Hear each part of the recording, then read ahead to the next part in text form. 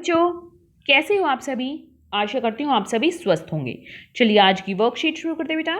आज दिनांक है 23 सितंबर 2021 और डीआई द्वारा दी गई वर्कशीट नंबर 77 करेंगे हम। आज हमारी दो वर्कशीट आई हैं, part A and part B, जिसमें पार्ट ए होता है हमारा हिंदी विषय का और बी होता है ईवीएस का। तो आपको इसी वीडियो में दोनों वर्कशीट कराई जाएंगी, बने रहिए वीडियो के अंत तक। पहले हम करते हैं 77 ए जो हिंदी विषय की है और कक्षा 3 के लिए। यहाँ साथ में आप अपना सेक्शन लिखेंगे ए, बी या सी, जो भी आपका सेक्शन है। आज हम हमारी पाठ्यपुस्तक रिमझिम में टिप टिप वां, जो हमने पिछली वर्कशीट में भी की थी, उसी पाठ में से आज की वर्कशीट है। यहाँ आपको अपना नाम और यहाँ पर अपने शिक्षक या शिक्षिका का नाम लिखना है।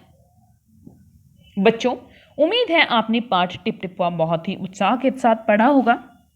चलिए बच्चों, पाठ की निम्नलिखित पंक्तियों को फिर से पढ़ते हैं। एक दिन मूसलाधार बारिश हुई। ऐसी बारिश पहले कभी नहीं हुई थी। सारा गांव बारिश से परेशान था। बुढ़िया की झोपड़ी में पानी जगह जगह से टपक रहा था, टिप टिप टिप टिप, इस तरह से। बच्चों, इन पंक्तियों में बारिश शब्द आया है। हम बारिश को वर्षा, बरखा या बरसात भी कहते हैं। ये सभी शब्द बारिश के पर्यायवाची हैं। तो क्या है ये? पर्यायवाची है, जिनका अर्थ क्या होता है? बारिश होता है। चाहे वो हम वर्षा कहें, वर्षा हो रही है, बारिश हो रही है, बरखा हो रही है, बरसात हो रही है, ठीक है, सभी का एक ही मतलब होता है, एक ही अर्थ होता है। तो समान अर्थ बताने वाले शब्दों को पर्यायवाची शब्द कहते हैं। समान अर्थ बताने वाले शब्दों को क्या कहते हैं? पर्यायवाची शब्द कहते हैं। भाग 1, नीचे गाढ़े रंग से लिखे शब्दों को ध्यान से पढ़िए और उनके सामने दिए गए शब्द समूहों में से उस शब्द पर गोला लगाइए जिसका अर्थ सबसे अलग है। देखिए, क, माँ, पहला है माँ। माँ का क्या होता है? माता और अम्बा। पिता क्या होता है? पिता होता है माँ से अलग, है ना। आगे है शेर। शेर का सिंह, भालू या वनराज। तो सिंह शेर को ही बोलते हैं, वनराज भी शेर को ही बोलते हैं और भालू दूसरा जानवर होता है, अलग होता है। सूरज, चांद, भानु, दिनकर। तो सूरज को हम क्या बोलते हैं? भानु भी बोलते हैं और दिनकर भी बोलते हैं। तो चांद अलग होता है। मित्र, दोस्त भी मित्र को बोलते हैं, सखा भी मित्र को बोलते हैं, राजा अलग होता है, ठीक है। तो माँ को हम क्या क्या बोलते हैं? माता और अम्बा। शेर को हम सिंह, वनराज। सूरज को भानु, दिनकर। मित्र को दोस्त और सखा। तो यहाँ पर पिता, भालू, चांद, राजा, ये अलग शब्द हैं, अलग अर्थ इनके होते हैं। भाग 2, बच्चों, नीचे दिए गए चित्र में देखिए, सोहन को बहुत भूख लगी है, लेकिन उसे खाना तभी मिलेगा जब वह खाने तक पहुंचने वाले रास्ते में आई सभी शब्दों के पर्यायवाची शब्द बता पाई। तो चलिए हम पर्यायवाची शब्द बताकर सोहन की मदद करते हैं और दी गई जगह पर लिखते हैं। देखिए, तो ये है सोहन, ठीक है। इसको कहाँ तक पहुंचना है? खाने तक पहुंचना है। सोहन को खाने तक पहुंचना है। तो बीच में हमारे कौन कौन से शब्द आए हैं? पहले यहां से चलेगा। तो ये क्या है? पोखर। पोखर का मतलब होता है तालाब। पोखर का मतलब होता है तालाब। यहां से चल गए। अब ये आगे है भय। भय का क्या पर्यायवाची होता है? डर। फिर उसके बाद यहां आ गए पशु। पशु का क्या होता है पर्यायवाची? जानवर। फिर यहां से लठ। लठ मतलब डंडा। उसके बाद नेत्र। नेत्र मतलब, नेत्र का हम लिख सकते हैं आंख।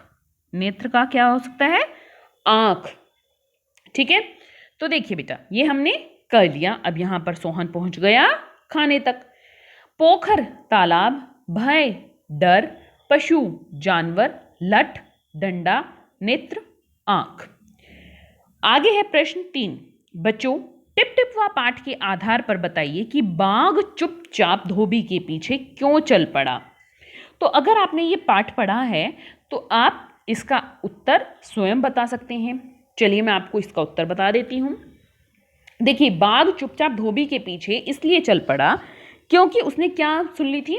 बात सुन ली थी बुढ़िया की कि टिपटिपवा बहुत खतरनाक होता है और ये बाघ से भी ज़्यादा खतरनाक होता है। बुढ़िया वहाँ पर जो पानी टपक रहा था उसके बारे में बात कर रही थी, उसको टिपटिपवा कह रही थी।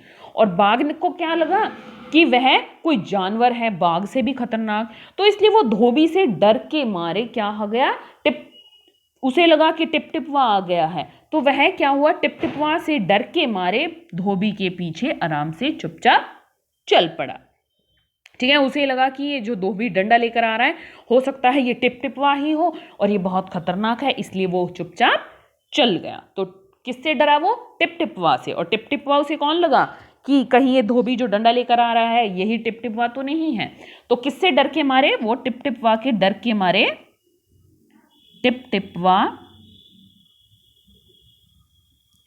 के डर से वह चुपचाप चल पड़ा।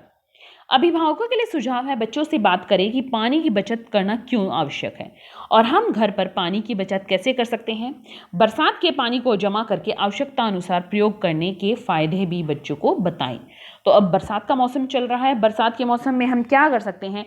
पानी इकट्ठा करके साफ सफाई में काम ला सकते हैं, पौधों में डाल सकते हैं। तो हम ये सारे काम क्या कर सकते हैं? बरसात के पानी से कर सकते हैं। लेकिन यहाँ पर ये ध्यान रखना बेटा, जो बरसात का पानी है वो खुले में ना छोड़े, उसमें मच्छर बहुत जल्दी पनपते हैं। तो जहाँ भी पानी, पहले तो हमें ऐसी जगहों को देखना है जहाँ पर पानी नहीं इकट्ठा हो बरसात का, जैसे ऊपर छत पर कुछ ऐसे बर्तन, टायर और इस तरह से होते हैं कि उनमें पानी भर जाता है और मच्छर पनपते हैं, तो उस चीज़ का भी हमें ध्यान रखना चाहिए। तो बच्चों, आपको कार्यपत्रिका मजेदार लगी ना? चलिए बताइए कि आज आपने क्या नया सीखा। हमने क्या सीखा? पर्यायवाची शब्द सीखा कि जो शब्द, ऐसे शब्द जिनका समान अर्थ, एक जैसा अर्थ निकलता है, तो उनको हम क्या बोलते हैं? पर्यायवाची शब्द बोलते हैं। आज का कोविड का मैसेज है कि अपने हाथों को साबुन और पानी से नियमित रूप से धोएं, तभी हम कोरोना से बच सकते हैं। आज की हमारी हिंदी की वर्कशीट यहीं पर खत्म होती है बेटा। अब देखते हैं ईवीएस की वर्कशीट। ये देखिए बेटा, ये है हमारी ईवीएस की वर्कशीट 77B क्लास 3 के लिए, हमारी टेक्स्ट बुक लुकिंग अराउंड यानी हमारे आसपास बुक में से, work we do 12th unit से। यहाँ आपको अपना नेम और यहाँ अपने टीचर का नेम फिल करना है। बच्चों, हमने पाठ वर्क वी डू में अब तक विभिन्न सामुदायिक सहायताकर्ताओं के बारे में पढ़ा। हमने उनके विभिन्न कार्यस्थलों और औजारों के बारे में भी समझा। अब हम जानेंगे कि दैनिक कार्यों में समय का प्रबंधन यानी टाइम मैनेजमेंट क्यों आवश्यक है। बच्चों, यदि हम समय के अनुसार काम नहीं करेंगे तो ऐसे बहुत से काम हैं जो समय पर पूरे नहीं हो पाएंगे। समय के सदुपयोग से ही हम अपना काम कम से कम समय या सही समय से पूरा कर पाते हैं। बच्चों, आज हम समय की महत्ता और उसके सदुपयोग के बारे में जानेंगे। भाग 1। बच्चों, कुछ गतिविधियां नीचे चित्रों द्वारा दर्शाई गई हैं।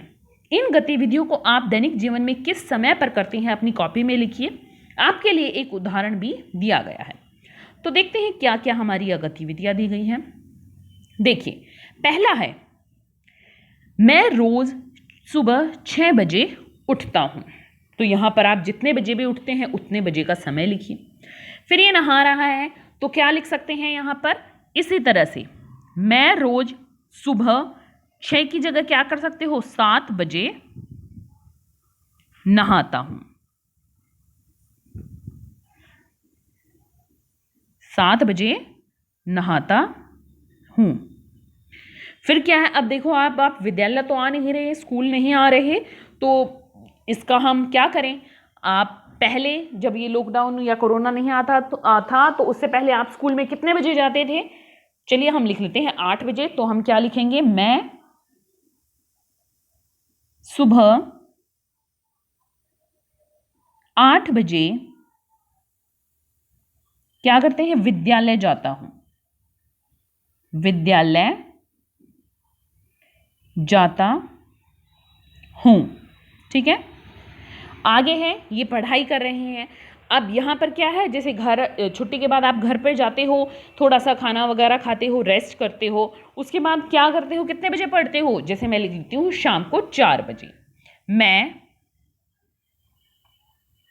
रोज शाम 4 बजे पढ़ता हूँ। ठीक है, 4 बजे पढ़ता हूँ। तो कितने बजे पढ़ते हो आप? 4 बजे। ठीक है, अब लास्ट में 2 बचे हैं, देखिए उनके लिए कैसे लिखेंगे। ये खेल रहा है। ठीक, अभी तो हम कहीं बाहर ऐसे खेलने नहीं जा पा रहे, लेकिन इसके लिए हमें वाक्य बनाना है, तो क्या बनाएंगे? मैं रोज शाम 6 बजे, तो आप कितने बजे भी लिख सकते हैं, 6 बजे पार्क में जाता हूं। पार्क में खेलने जाता हूं भी लिख सकते हो, और पार्क में जाता हूं, पार्क में खेलने जाता हूं। ठीक है, और लास्ट में क्या है, अंत में ये सो रहा है, तो आप कितने बजे सोते हैं वो आपको लिखना है। मैं रोज, तो आप 9 बजे सोते हैं, 10 बजे सोते हैं या 8 बजे सोते हैं, वो आपको लिखना है। मैं रोज 9 बजे रात 9 बजे सो जाता हूं। 9 बजे सो जाता हूं। ठीक है, अगर लड़की है तो सो जाती हूं यहां पर लिखेगी। अब यहां पर आप अपने अनुसार कोई भी टाइम लिख सकते हैं बेटा, जिस टाइम पर आप जो भी कार्य करते हैं। आगे है प्रश्न 2। समय के सदुपयोग से हम कुशल और अनुशासित बनते हैं। समय के महत्व को और अच्छे से समझने के लिए गीता और गौरव की कहानी नीचे दी गई है। कहानी से संबंधित प्रश्नों के उत्तर अपनी कॉपी में लिखिए। गीता और गौरव दोनों भाई बहन एक ही स्कूल में पढ़ते थे। गीता अपने सभी कार्य समय से पूरा करती थी, जैसे कि सुबह समय से उठना, नहाना, स्कूल जाना, पढ़ाई करना, खेलना इत्यादि। लेकिन गौरव पूरे समय केवल खेलता ही रहता था। गौरव के इस व्यवहार को देखकर उसके माता पिता भी उसे समझाते थे और पढ़ने के लिए कहते थे कि साथ साथ खेलने के साथ साथ पढ़ना भी चाहिए। परंतु फिर भी गौरव उनकी बात पर ध्यान ना देकर केवल खेलने में अपना समय व्यतीत करता था। अब वार्षिक परीक्षा का समय नजदीक आ गया था। परीक्षा से एक दिन पहले गौरव बाहर खेल रहा था। उस दिन मौसम बहुत खराब था। गीता ने गौरव को बुलाया और समझाया कि इस मौसम में बिजली जा सकती है, जिसके कारण तुम शाम को पढ़ाई नहीं कर पाओगे। लेकिन गौरव ने गीता की एक न सुनी। बारिश आने लगी, तभी पूरे गांव की बिजली चली गई। गौरव रोते रोते घर आया और कहने लगा, अब मैं पढ़ाई कैसे करूंगा। गौरव के मम्मी पापा ने कहा कि हमने तुम्हें कितने बार समझाया, लेकिन तुमने हमारी बात नहीं मानी। गौरव ने रोते हुए कहा कि अब वह भविष्य में अपना समय कभी व्यर्थ नहीं करेगा। थोड़ी देर बाद बिजली आने पर गीता ने गौरव की पढ़ाई में मदद की और अगले दिन वे दोनों परीक्षा देने स्कूल गए। तो देखा आपने, हमें पढ़ाई के साथ खेलना भी चाहिए और खेलने के साथ हमें पढ़ाई भी करनी चाहिए। तो दोनों काम करनी चाहिए। ऐसा नहीं है कि हम पढ़ते ही रहें और ऐसा भी नहीं है कि हम खेलते ही रहें। ठीक है, अब प्रश्न 1 है इसमें, गौरव अपना समय कैसे व्यतीत करता था? तो गौरव अपना समय कैसे व्यतीत करता था? खेलने में अपना समय व्यतीत करता था। गौरव क्या करता था? केवल खेलने में अपना समय व्यतीत करता था। गीता ने गौरव को क्या समझाया? गीता ने गौरव को समझाया कि इस मौसम में बिजली जा सकती है, जिसके कारण तुम शाम को पढ़ाई नहीं कर पाओगे, है ना। तो इसलिए क्या करो, अभी दिन में ही पढ़ लो। उसने ये समझाया, लेकिन क्या उसने माना? नहीं माना।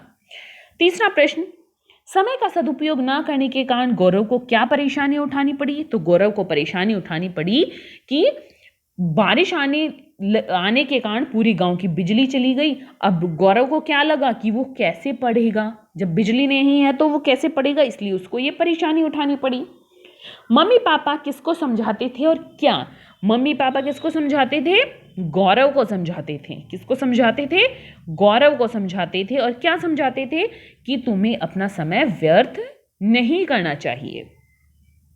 आपने इस कहानी से क्या सीखा? तो आपने इस कहानी से क्या सीखा? हमने सीखा कि हमें अपना समय कभी भी व्यर्थ नहीं करना चाहिए, बेकार नहीं करना चाहिए। हमें हम सभी काम हमेशा समय पर करनी चाहिए, है ना? तो एक्टिविटी है, घर में उपलब्ध कागजों या गत्तों की सहायता से घड़ी बनाइए, जैसे कि हमने बनाई है, और अपने टीचर के साथ साझा कीजिए। ये देखिए, इस तरह से आपको एक घड़ी बनानी है कागज या गत्ते की सहायता से, और अपने टीचर के साथ उसे साझा कीजिए। अभिभावकों के लिए सुझाव है, बच्चों को बताइए कि समय से काम करना जीवन में कितना महत्वपूर्ण है।